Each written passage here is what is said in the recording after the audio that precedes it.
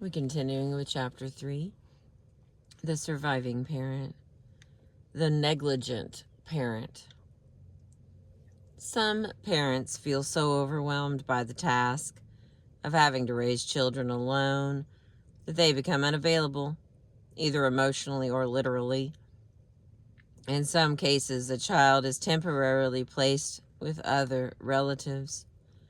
While this may make sense for the surviving parent, it serves as a double loss to the child, who has lost not only the parent who died, but for reasons that are incomprehensible, has lost the other parent as well. Movie idol James Dean describes his double despair at losing his mother to an early death and then losing his father to incompetence. His father felt overwhelmed by the task of having to raise a 9-year-old boy alone. So, shortly after his wife's death, Dean's father sent the boy home to his family to be raised by an aunt and uncle. For the rest of his life, Dean rarely saw his father. One man remembers being sent to live with a grandmother after the death of his father. He was told very little about his mother, only that several times a year he would receive gifts and postcards from a woman who lived far away and was called Mommy.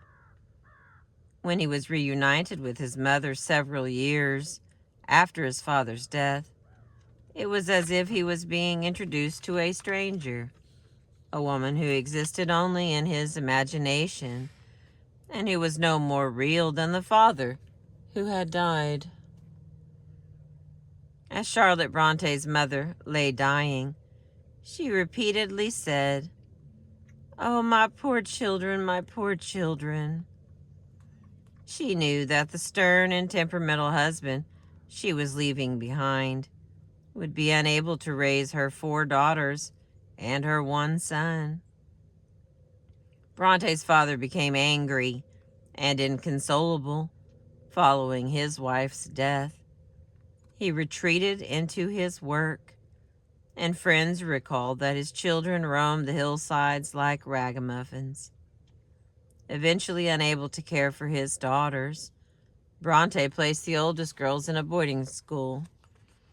Knowing little about the needs of young girls, he found a school that was harsh, unnurturing, and unsanitary.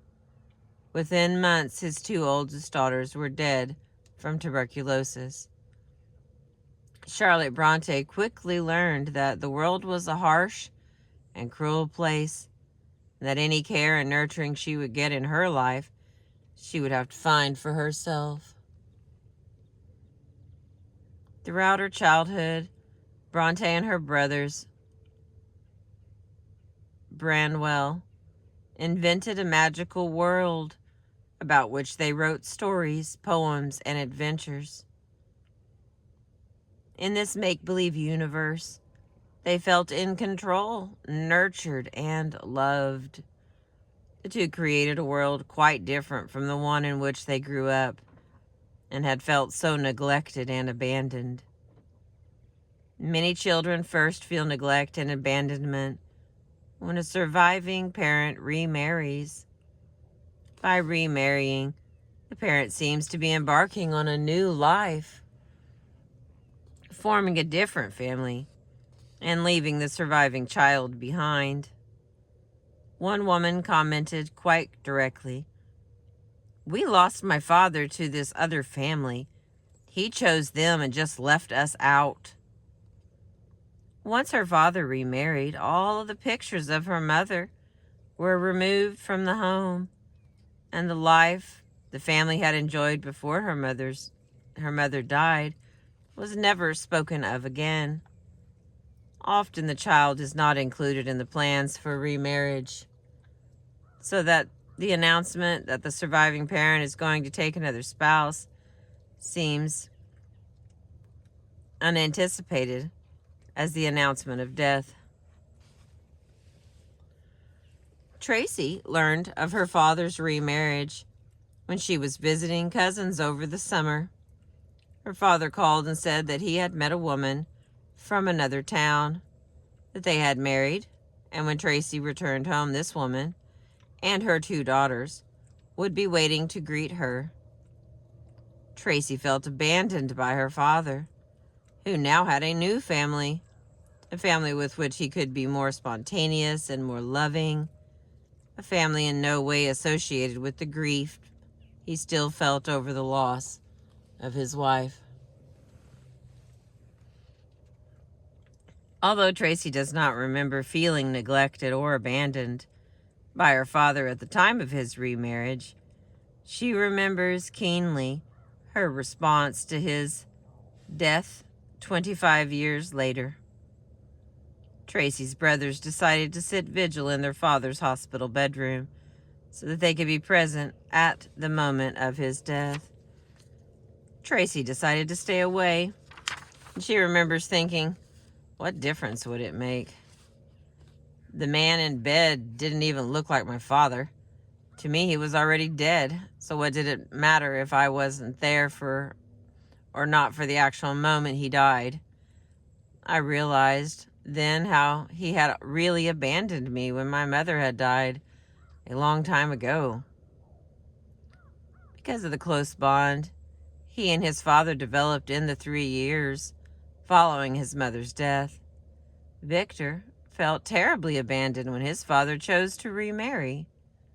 Although he was only 11 years old when his mother died, Victor became the primary caretaker for his alcoholic and diabetic father during the 3 years they lived alone together. Every morning, Victor would give his father medication to make sure his father did not drink. He would watch his father's diet, monitor his blood sugar, and function like his mother before him as a nurse companion to his surviving parent. When Victor's father decided to remarry, Victor's first thoughts were that at last he would have someone with whom he could share the responsibility of caring for his father. His stepmother, however, did not see the arrangement in quite the same way. To her, Victor was an intruder, a competitor for the affections of her new husband. Victor's stepmother was also much less solicitous of his father's drinking than he had been. Within a short time, Victor's father and stepmother began to fight. Victor's father would leave the home and stay in a rooming house where he was free to drink as much as he wanted. This arrangement left Victor alone in a big house with a stepmother who saw him as a troublemaker and a spy for his father.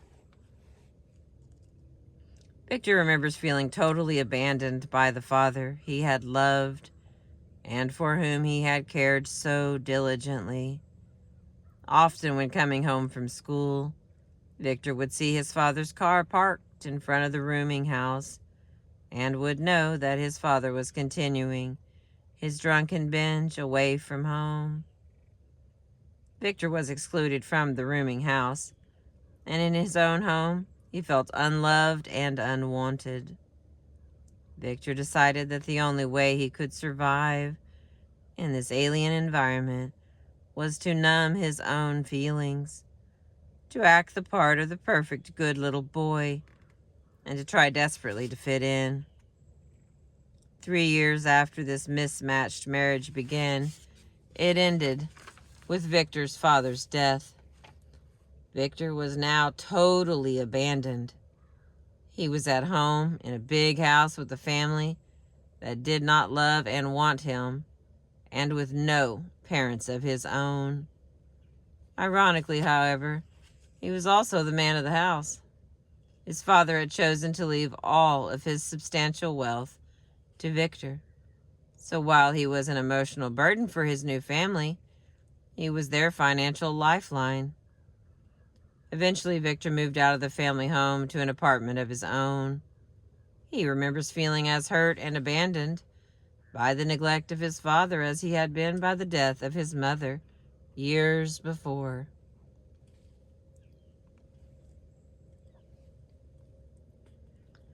The usual causes of neglect and abandonment on the part of a surviving parent are emotional unavailability or remarriage. Occasionally, the death of a spouse opens up new possibilities in the life of a surviving parent, possibilities that do not include raising a dependent child. Regrettably, when this happens, a child may be perceived as unwanted.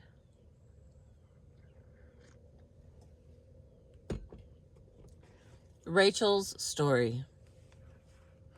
Rachel's father was a prominent, successful businessman and the mayor of his small town. Everyone knew him, and everyone loved him. From the time Rachel was born, she was told that she was special because she was her father's daughter. Her mother was several years younger than her successful husband and took her lead from his direction. She became a supportive and loyal wife, dedicated to furthering her husband's already successful career. When, 3 years after she married, her husband died, leaving her with a sizable fortune, an enhanced reputation, and a 2-year-old daughter, Rachel's mother saw the world opening before her in a way she had never imagined. She had always wanted a career in business, yet never imagined that opportunities would be open to her. Her husband's death, although at one level a sad event, it gave her possibilities and options she was not prepared to deny. The life she now envisioned for herself was no longer the life of a supportive wife and a nurturing mother. It was the life of a career woman, and a child seemed only to be an unnecessary burden. Rachel remembers that throughout her childhood, her mother was always busy with one project or another.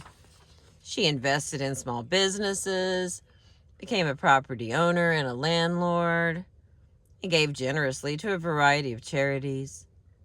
She hated being a homemaker and a mother.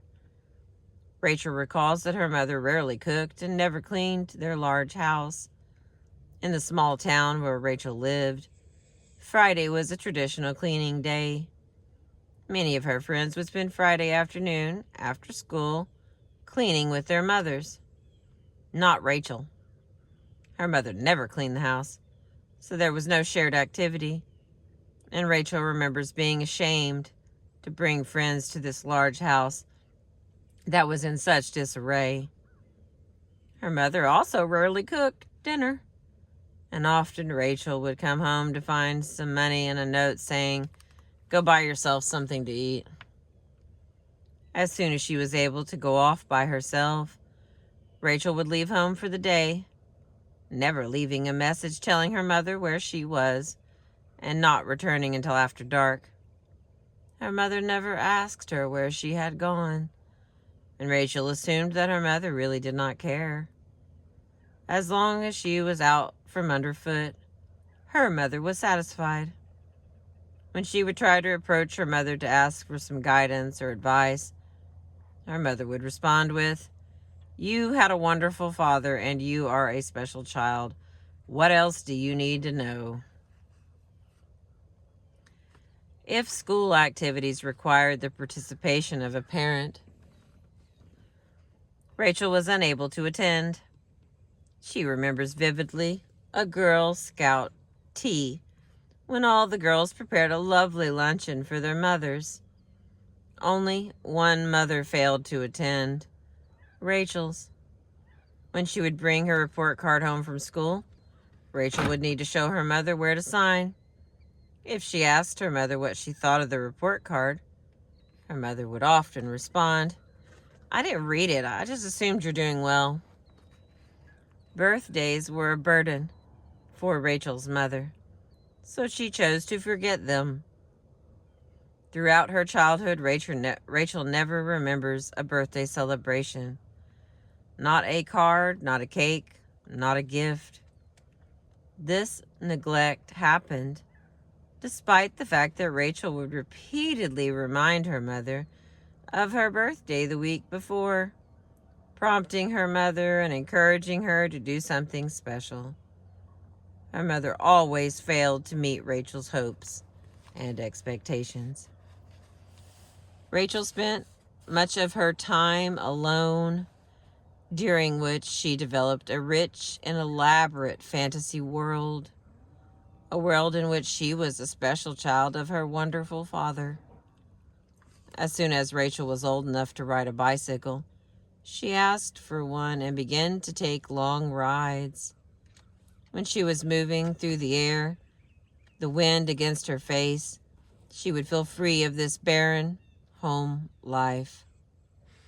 Part of what was so difficult for Rachel is that she saw her mother's energy and enthusiasm being directed toward friends and business ventures. Rachel's mother was not depressed. She was not angry. She was simply a woman who had moved on from the role of wife and mother and had no use for a little girl. When Rachel was older, her mother decided to rent part of their large house as a rooming house. Rachel remembers socializing with some of the rooming house tenants who used to enjoy sitting on the large balcony that surrounded the house. As a child, Rachel had always been forbidden to go up on the balcony because her mother told her it was likely to collapse. When Rachel saw the boarders sitting out on the balcony, she asked her mother if it was now safe for her to go out there as well. Her mother laughed and said, "The balcony has always been safe. I just didn't want you out there because I didn't want to have to go look after you." When she finally went to college, Rachel remembers her mother driving the station wagon to the dorm, taking the luggage out, waving goodbye, and driving off. The other girls in the dorm had their mothers there to help them unpack and set up their new rooms. Not Rachel. Her mother couldn't wait to be rid of her. Despite the fact that she herself has had a successful career, a long marriage, and has raised 3 children, Rachel continues to be haunted by a basic sense of insecurity, a sense of not being wanted that she says has never healed over. Not surprisingly, Rachel finds it difficult to share herself and her feelings, even with those who are closest to her. She cannot shake the feeling that other people just are not interested. Abandonment and neglect on the part of a surviving parent are especially difficult for a child to comprehend. It is painful enough to be abandoned by a parent who dies, a parent who leaves unwillingly. It is doubly painful to be abandoned by a parent who seems to choose to leave you behind. Thank you for listening. We've made it to page 64, chapter 3, The Surviving Parent, from the book by Maxine Harris PhD, The Loss That Is Forever, the lifelong impact of the early death of a mother or father. The next category will be the abusive parent. I appreciate you.